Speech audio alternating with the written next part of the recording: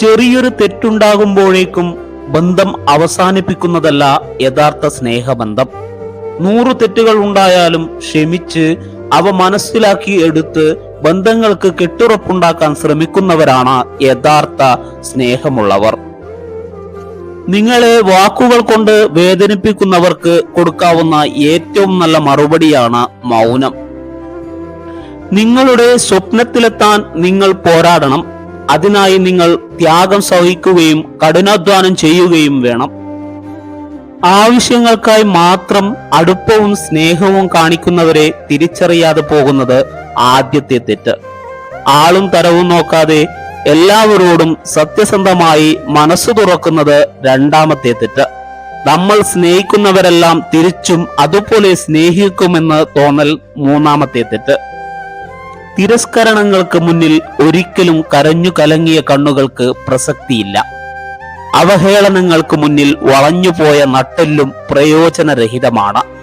തിരസ്കരണങ്ങളെ ഉൾക്കൊള്ളാൻ പഠിക്കണം, മറികടക്കണം.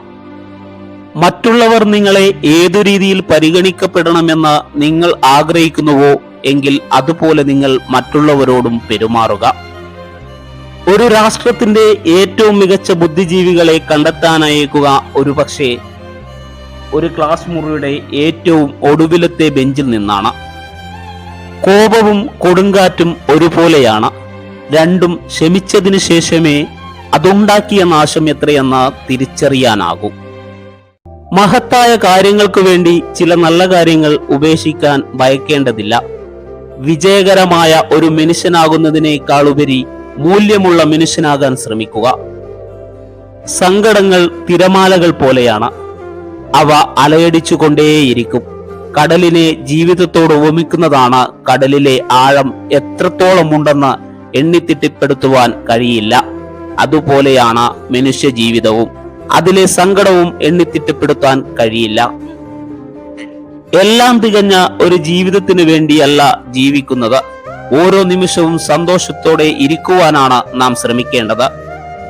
സ്വയം വില കളയുന്നതിനേക്കാൾ ഏറ്റവും നല്ല ഉപാധി മൗനമാണ്. ആർക്കും പരാതിയോ പരിഭവമോ ഉണ്ടാകില്ല. മൗനമാണ് കുത്തിനോവിക്കുന്ന എല്ലാ ചോദ്യങ്ങൾക്കുമുള്ള മറുപടി. മനഃശാസ്ത്രം പറയുന്നത് 90% സ്ത്രീകളും തന്റെ പുരുഷനിൽ നിന്ന് ഭൂതകാലം മറച്ചുവെക്കാൻ ആഗ്രഹിക്കുന്നു എന്നാണ്. ഒരാളെ മാത്രം നമ്മുടെ ലോകമായി കാണുന്നത് തെറ്റ്. അവർക്ക് അവരുടേതായ ലോകമുണ്ടെന്ന് മനസ്സിലാക്കാതെ പോകുന്നത് അതിലും വലിയ തെറ്റ്. വേദനിപ്പിക്കാൻ 100 പേരുണ്ടെങ്കിൽ സന്തോഷം നൽകാൻ ഒരാളെങ്കിലും കാലം കരുതി നമുക്ക് വെച്ചിട്ടുണ്ടാകും. അതൊരു പ്രപഞ്ച സത്യമാണ്. ഒരു തെറ്റും വരാതെ ആരും ജീവിച്ചിരിപ്പുണ്ടാവില്ല. നടക്കാൻ പഠിച്ചപ്പോൾ വീഴാനും വീണപ്പോൾ എഴുന്നേൽക്കാനും പഠിച്ചില്ലേ? തിരുത്തലുകളാണ് ജീവിതത്തെ സമ്പൂർണമാക്കുന്നത്. ഒരു റോസാപ്പൂ തോട്ടം മുഴുവൻ നൽകിയാലും ചില ആളുകൾക്ക് അതിലെ മുള്ളു മാത്രമേ കാണാൻ കഴിയൂ. എന്നാൽ ചിലർക്ക് ഒരു ഇല നൽകിയാലും ഒരു തോട്ടം കിട്ടിയതായി തോന്നും. നമ്മുടെ കാഴ്ചപ്പാടാണ് നമ്മുടെ സന്തോഷത്തിന്റെയും സംതൃപ്തിയുടെയും ആധാരം. നിങ്ങളുടെ വികാരങ്ങളെ അടക്കി നിർത്താൻ ശീലിക്കുക. നിങ്ങളുടെ മനസ്സ് നിങ്ങളോട് എന്താണ് പറയുന്നതെന്ന് ശ്രദ്ധിക്കുക. കാപട്യവും സ്വാർത്ഥതയും ഒഴിവാക്കുക. പെട്ടെന്ന് പ്രകോപിതരാകുന്ന ശീലം അവസാനിപ്പിക്കുക. മനുഷ്യർക്ക് മാറ്റമുണ്ടാകുന്നത് 2 കാരണങ്ങൾ കൊണ്ടാണ്. ഒന്നുകിൽ അവരുടെ ഹൃദയം തുറക്കപ്പെട്ടിരിക്കുന്നു, അല്ലെങ്കിൽ അവരുടെ ഹൃദയം തകർക്കപ്പെട്ടിരിക്കുന്നു. ഒരു വ്യക്തിയുടെ സ്വഭാവത്തിന്റെ യഥാർത്ഥ അളവുകോൽ അവരുടെ വിജയത്തിന്റെയും മഹത്വത്തിന്റെയും നിമിഷങ്ങളിലല്ല, മറിച്ച് അവരുടെ വിജയത്തിലും പ്രതികൂല സമയങ്ങളിൽ മറ്റുള്ളവരോട് കാണിക്കുന്ന അനുകമ്പയിലുമാണ്. ചില സുഹൃത്തുക്കൾ എല്ലാ കാലത്തേക്കും ഉള്ളതല്ല എന്നത് ജീവിതത്തിൽ സ്വാഭാവികമായ ഒരു കാര്യമാണ്. എപ്പോഴും നല്ലതിനെ കുറിച്ച് ക്രിയാത്മകമായി ചിന്തിക്കുക. കാരണം എങ്ങനെയാണോ നിങ്ങളുടെ മനസ്സ് അതുപോലെയാണ് ലോകവും.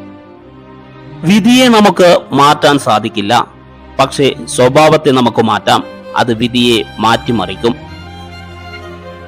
ജീവിതത്തിൽ എല്ലാം നല്ലതാകുമ്പോഴല്ല, എന്തൊക്കെ സംഭവിച്ചാലും അതിന്റെ നല്ല വശങ്ങൾ മാത്രം തിരഞ്ഞെടുക്കുമ്പോഴാണ് നമ്മൾ സന്തോഷത്തിൽ എത്തിച്ചേരുന്നത്. കൂടുതൽ വെളിച്ചം നിങ്ങളെ അന്ധനാക്കും, കുറച്ച് ഇരുട്ടും അത്യാവശ്യമാണ്. ജീവിതവും അതുപോലെയാണ്. സന്തോഷത്തിന്റെ കൂടെ ദുഃഖവുമുണ്ടെങ്കിൽ മാത്രമേ ജീവിതം ആസ്വാദകരമാകൂ. ഉറപ്പുള്ളതിനെ ഒഴിവാക്കി ഉറപ്പില്ലാത്തതിന്റെ പുറകെ പോകുന്നവർക്ക് നിശ്ചയമായും നഷ്ടം മാത്രമേ സംഭവിക്കൂ.